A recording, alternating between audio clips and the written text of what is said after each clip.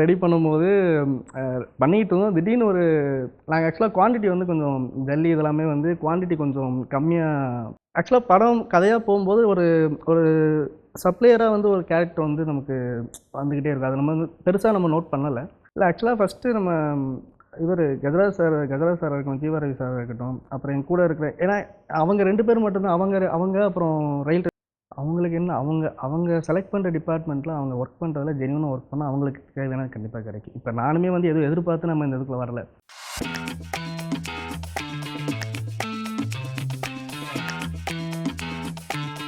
வானவில் தொலைக்காட்சி நேயர்களுக்கு வணக்கம். நான் உங்கள் தர்ஷினி. இது உங்கள் ஃபேவரட் ஷோ ஸ்பாட்லைட். ஒவ்வொரு நாளும் ஒவ்வொரு புது செலிபிரிட்டிஸோட இந்த ஷோ வந்து நம்ம ரன் பண்ணிக்கிட்டே போயிட்டுருக்கோம். இன்றைக்கி யார் வந்திருக்காங்க அப்படின்னு பார்த்தீங்கன்னா, சிறகன் படத்துடைய டைரக்டர் ஹரிபிரசாத் லால் அவர்கள் தான் வந்திருக்காரு.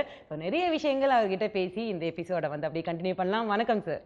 வணக்கம். சிறகன் படம் தியேட்டர்ஸில் வேற லெவலுக்கு ஓடிக்கிட்டு இருக்கு. அந்த படத்தில் ஒரு மெயினான ஒரு ஒரு ரோல் பண்ணியிருக்கீங்க. இது ஆக்டிங்கில் கிடையாது, டைரக்டராக. ஸோ எவ்வளோ கஷ்டமான விஷயங்கிறது வந்து எல்லாருக்குமே தெரியும். ஒரு படம் நம்ம பார்க்குறோன்னா டைரக்ஷன் தான் அந்த படத்துக்கு உயிர் கொடுக்குதுன்னே சொல்லலாம். ஸோ அந்த இடத்துல அந்த பொறுப்பில் நீங்கள் இருக்கும்போது எப்படி ஃபீல் பண்ணுறீங்க? ஃபஸ்ட்டு அது ஆரம்பித்தப்போ நம்ம எதுவும் பெருசாக இருக்கும்னு நினச்சி நம்ம ஆரம்பிக்கிறதில்ல. ஏன்னா எல்லாருமே வந்து சின்னதாக பண்ணி ஆரம்பித்தது தான். ஸோ இப்போ சடனாக வந்து நம்ம அதுக்காக ட்ரை பண்ணியிருக்கும்போது சடனாக ஒரு பெரிய படம் கிடைக்குதுன்ற போது ஒரு எக்ஸைட்டாக தான் இருந்துச்சு. அதே நேரத்தில் பயமாகவும் இருந்துச்சு. ஏன்னா ஒரு பெரிய ஏன்னா சின்னதாக பண்ணுறது வேறு, ஒரு பெரிய படமாக நம்ம தான் அங்கே மெயினாக நிற்க போகிறோன்ற போது நம்மளை பொறுப்பு நிறையா இருக்கும் இல்லையா? அதனால் பயம் தான் அதிகமாக இருந்துச்சு. ஸோ அதுக்கப்புறம் எல்லாருமே சேர்ந்து டிஸ்கஸ் பண்ணி ஒன்று இந்த மாதிரி பண்ணலான்னு சொல்லி ஐடியாஸ் பண்ணி பண்ணது அது. ஆக்சுவலி டைரக்ஷன் பொறுத்த வரைக்கும் வந்து நிறைய சேலஞ்சஸ்லாம் இருக்கும். படத்தில் வந்து நிறைய கஷ்டப்பட்டு ஒரு கேரளா ரெஃபரன்ஸ் எடுத்து ஒரு செட்டே போட்டிருக்கீங்கன்ட்டு. ஸோ அதை பற்றி எங்களுக்காக. இல்லை ஆக்சுவலாக ஃபஸ்ட்டு நம்ம டேரக்டர் மீட் பண்ணப்பே வந்து ஸ்டோரி டிஸ்கஸ் முடிச்சுட்டு ஃபஸ்ட்டு வந்து என்கிட்ட எக்ஸ்பிளைன் பண்ணி செட்டை பற்றி எக்ஸ்பிளைன் பண்ணது. ஸோ அது கதையாக படிக்கும் போது படத்தில் முக்கியமான இடத்துல அந்த செட்டு ஒன்று வரப்போகுதுன்றது தெரிஞ்சிச்சு. ஸோ செட்டு எப்படி வேணும் அப்படின்னு சொல்லி நம்ம டேரக்டரும் நாங்களும் டிஸ்கஸ் பண்ணும்போது அவருடைய எக்ஸ்பிரஷன் தெரிஞ்சுக்கிட்டோம். நாங்கள் தெரிஞ்சதுக்கப்புறம் நம்ம அதை பற்றி ஒரு டிசைன் பண்ணி ஃபைனலாக ஒரு ஸ்கெட்ச் பண்ணி நம்ம அப்ரூவல் வாங்கினதுக்கப்புறம் அந்த வேலையை ஆரம்பித்தோம். நம்ம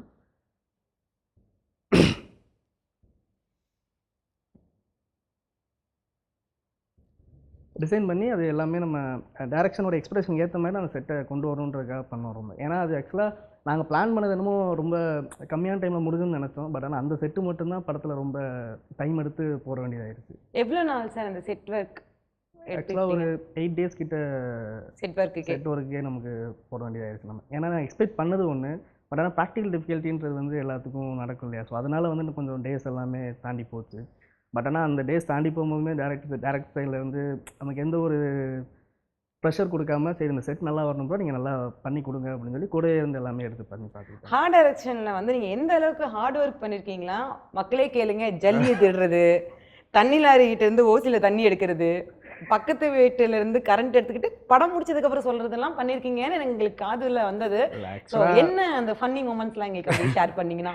இல்லை ஆக்சுவலாக அந்த செட்டு ரெடி பண்ணும்போது பண்ணிகிட்டு இருந்தோம். திடீர்னு நாங்கள் ஆக்சுவலாக குவான்டிட்டி வந்து கொஞ்சம் ஜல்லி இதெல்லாமே வந்து குவான்டிட்டி கொஞ்சம் கம்மியாக யோசிச்சிட்டோம். திடீர்னு வந்து பத்தலை. ஸோ அதனால் வந்து ஒரு 2 மணிக்கு தான் பத்தலைன்றது தெரியுது. மிட் நைட் 2 o'clock தான் தெரியுது. ஸோ அந்த நேரத்தில் போய் நம்ம எதுவும் பர்ச்சேஸ் பண்ண முடியும். ஏன்னா நான் காலையில் வந்து நான் நைட்டு முடிச்சா நான் காலையில் அடுத்த வேலை ஒன்று ப்ரோக்ராம் பண்ணி வச்சுருக்கோம். ஸோ நான் முடிச்சாகணுன்ற ப்ரெஷரில் என்ன பண்ணுறது தெரியாமல் நானும் டேரக்டரும் தான் சேர்ந்து டேரக்டரும் நீங்கள் வாங்கும்போது கூட்டுக்கலாம். நீங்கள் எல்லாருமே ஒரே டீம் தான்றதுனால அவரும் நானும் சேர்ந்து தான் பக்கத்தில் அப்படியே கொஞ்சம் தேடி போனோம். கொஞ்சம் கிடச்சிச்சு. சோர்ஸ் பண்ணி கொண்டு வந்தீங்களே, அந்த ஓனருக்கு சொன்னீங்களா? நாங்கள் தான் கொண்டு காலையில் போயிட்டு சொல்லிட்டு, ஏன்னா மிட் நைட்டில் கதவு தட்டினா நீங்கள். ஸோ ஏதோ கரண்ட் ஏதோ எடுத்தீங்களாமே? அது ஷூட்டிங் ஸ்பாட்டில் அது வேறு வழி இல்லை.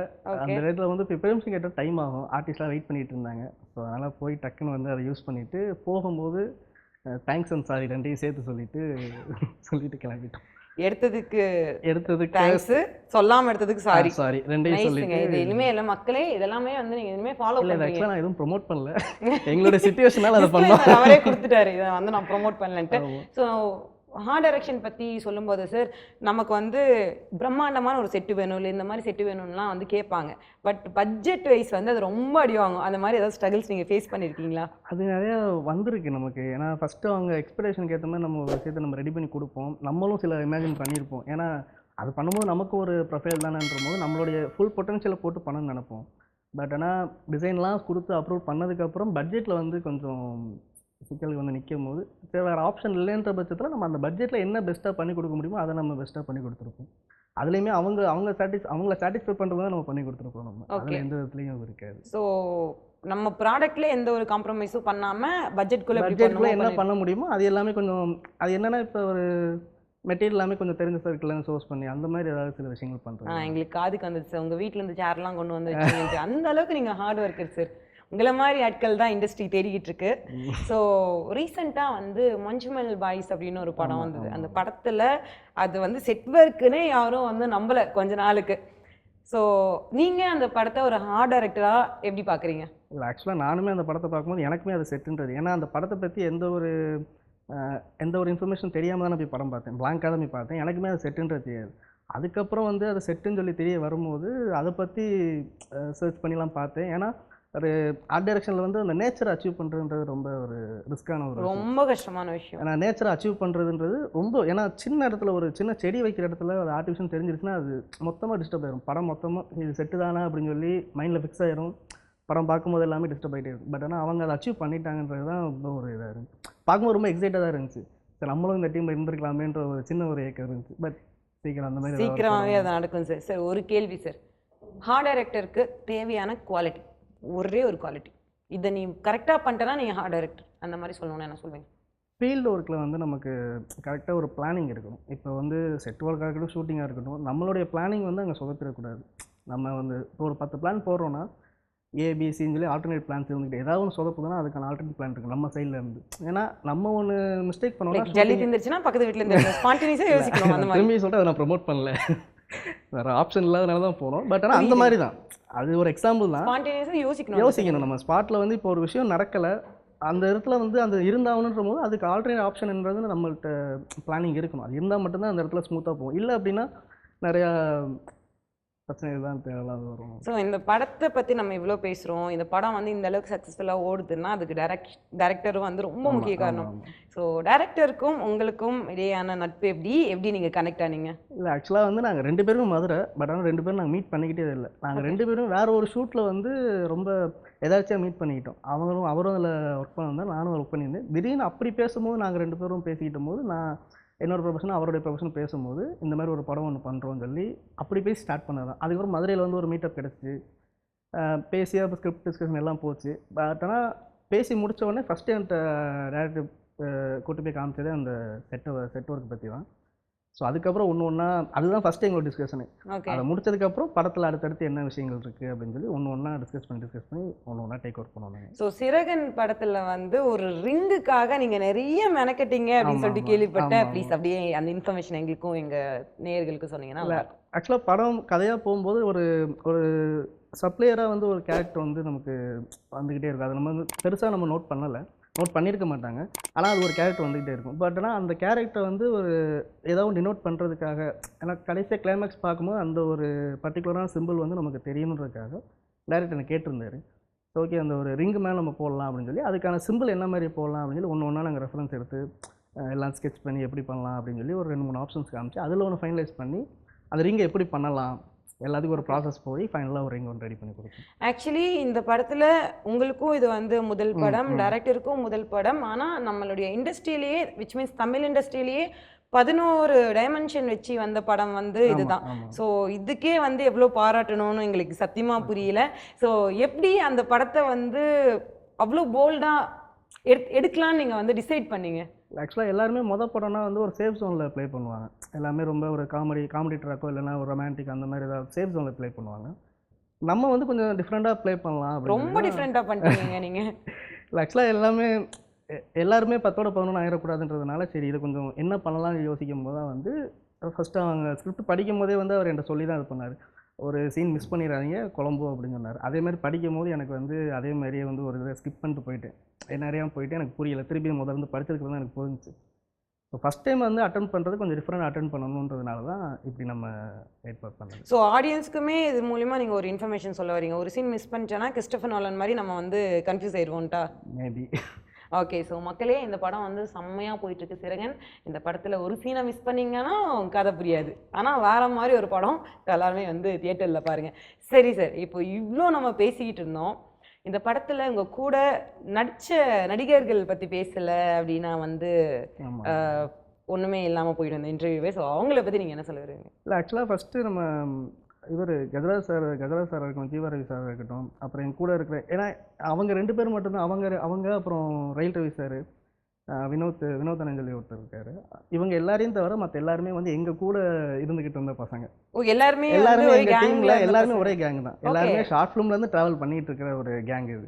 அவங்க மொத்தம் வந்து ஜாலியாக கேமரா வச்சுட்டு ஃப்ரெண்ட்ஸாக. ஆமாம், அது ஆரம்பிக்கும்போது எங்களுக்கு அப்படி தான் இருந்துச்சு. ஏன்னா எல்லாருமே ஒரே டீமு, எல்லாருமே வந்து கூட இருந்த பசங்க. ஸோ அப்படி இருக்கிற பசங்க வந்து திடீர்னு ஒரு பெரிய சீனில் பார்க்கும்போது அது நமக்கு ஒரே எக்ஸைட்டடாக இருந்துச்சு.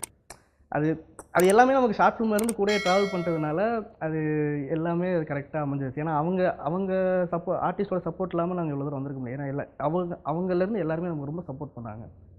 பெரிய ஆர்டிஸ்ட்டாக இருந்தாலுமே, வெளியே இருந்தால் அவங்க வந்தாலுமே நம்ம பண்ணுற ஒர்க்கை பார்த்து எவ்வளோ தூரம் இவங்க பண்ணுறாங்க, எவ்வளோ தூரம் உழைக்கிறாங்கன்றதை பொறுத்து அவங்க நிறைய சப்போர்ட் கொடுத்தாங்க. அவங்க சப்போர்ட்டில் நாங்கள் எல்லாருமே ரொம்ப நல்லாவே இந்த அவுட்டை கொண்டு வந்திருக்கோம். அவங்க மொத்தம் இந்த படம் ஃபுல்லாமே வந்து உங்களுக்கு ஜாலியாக அமைஞ்சிருச்சு. சார், ஹார்ட் டைரக்டராக ஒருத்தர் இருக்காரு, அவர் ஒரு செட் ஒர்க் போடுறாருன்னா அந்த கரெக்டான ஆங்கிளில் கரெக்டாக காமிக்கிறது வந்து சினிமாட்டோகிராஃபர். ஸோ சினிமாட்டோகிராஃபருக்கும் டைரக்டருக்கும் எந்த அளவுக்கு ரிலேஷன்ஷிப் இருக்கணுமோ அதே அளவுக்கு ஹார்ட் டைரக்டருக்கும் சினிமாட்டோகிராஃபருக்கும் இருக்கணும். ஸோ உங்கள் 2 பேருக்குள்ளே இருக்கிற ரிலேஷன்ஷிப் எப்படி? ஆக்சுவலாக சொன்னாங்க, அதான் எல்லாமே ஃப்ரெண்ட்ஸ் தான் நாங்கள். ஏன்னா எல்லாமே ஃப்ரெண்ட்ஸ் தான் நாங்கள். ஸோ என்னுடைய நான் சொல்கிற ஐடியாவும் சரி, சினிமாட்டோகிராஃபர் சொல்கிற 2 பேருக்குமே அது ஏற்றுக்குவோம் நாங்கள்.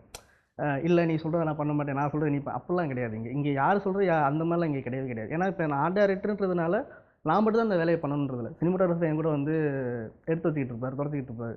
ஓகே, டீமோட சேர்ந்து எல்லாருமே டீமோட சேர்ந்து எல்லா வேலையும் மொத்தம் இது வந்து குடும்ப படம். ஆமாம், எல்லாருமே அந்த டிபார்ட்மெண்ட் இந்த வேலையை மட்டும் தான் பண்ணுவேலாம் கிடையாது. எல்லாருமே எல்லா வேலையுமே சேர்ந்து எடுத்து பண்ணதுனால இந்த இது வந்துச்சு. நாங்கள் சீரியஸாகவே ஒரு கூட்டு முயற்சியில் ஒரு அழகான படம். நீங்கள் மக்களுக்கு இந்த இன்டர்வியூ பார்க்கும்போதே தெரிஞ்சிருக்கு எப்படியாவது இந்த படத்தை பார்த்துடணுன்ட்டு. ஏன்னா புதுசான ஒரு கான்செப்ட். ஸோ ஒரு நல்ல கதை இருந்துச்சுன்னா அதுக்கான ஆடியன்ஸ் இருந்துக்கிட்டு தான் இருப்பாங்க அப்படிங்கிறதுல வந்து எந்த ஒரு டவுட்டும் கிடையாது. ஸோ செம்மையாக நீங்கள் சொன்னீங்க. நான் உங்ககிட்ட இன்னொரு கேள்வி வந்து கேட்கணும் அப்படின்ட்டு இருக்கேன். ஸோ இவ்வளோ நேரம் ஹார்ட் டைரக்ஷன் பற்றி பேசணும், டீம்ஸ் பற்றி பேசணும், ஒர்க்கை பற்றி பேசணும். எதனால் உங்களுக்கு விஸ்காம் படிச்சிருக்கீங்கிறது எங்களுக்கு தெரியும். விஸ்காமில் இருக்கும்போது நிறைய டிபார்ட்மெண்ட்டுக்குள்ளே போயிடலாம். Why art direction? Art direction அப்படின்றது நான் சூஸ் பண்ணதுக்கப்புறம் விஸ்காம்லேயே சூஸ் பண்ணேன். நான் சீரியஸாக?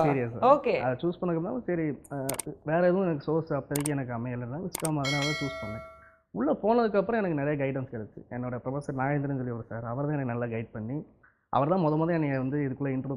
அது வரைக்கும் நாங்கள் நிறைய சின்ன ஒர்க்ஸ் நிறையா பண்ணியிருக்கோம். பட் ஆனால் ஒரு இண்டஸ்ட்ரி, அதாவது ஷூட் அப்படின்றதுக்குள்ளே ஃபஸ்ட் ஆர்ட் டைரக்டர் இன்ட்ரோ கொடுத்தது அவர் தான். நீ போய் பண்ணு அப்படின்னு சொல்லி ஒரு ப்ராஜெக்ட் எனக்கு கொடுத்தாரு. அதுலேருந்து இவ்வளோ தூரம் வந்து உட்காந்துருக்கேன். அவர்னால தான் இதெல்லாம் ஆரம்பிச்சது. ஓகே சார், இப்போ வந்து நீங்கள் உங்களோட ஃபஸ்ட் படம் கரெக்டாக அமைஞ்சிருச்சு, ரிலீஸ் ஆகிடுச்சு. பல பேருடைய கனவே வந்து லைக் படம் ரிலீஸ் ஆகணும் அப்படிங்கிறது தான். உங்களுக்கு கரெக்டாக அமைஞ்சிருச்சு.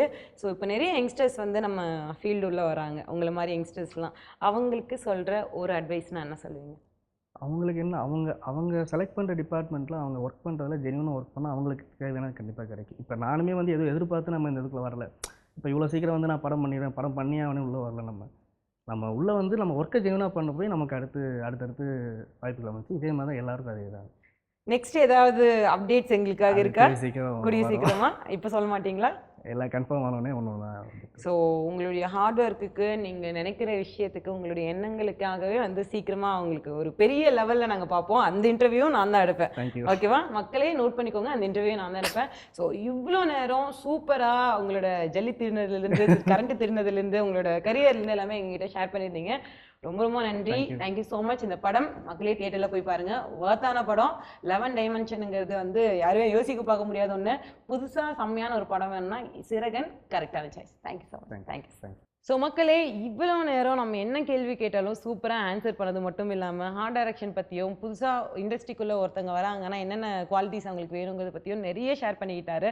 And thank you so much sir. இனிமேல் கொஞ்ச நாளில் உங்களை வந்து பெரிய இடத்துல நாங்கள் பார்ப்போம் அப்படின்னு சொல்லிட்டு விரும்புகிறோம்.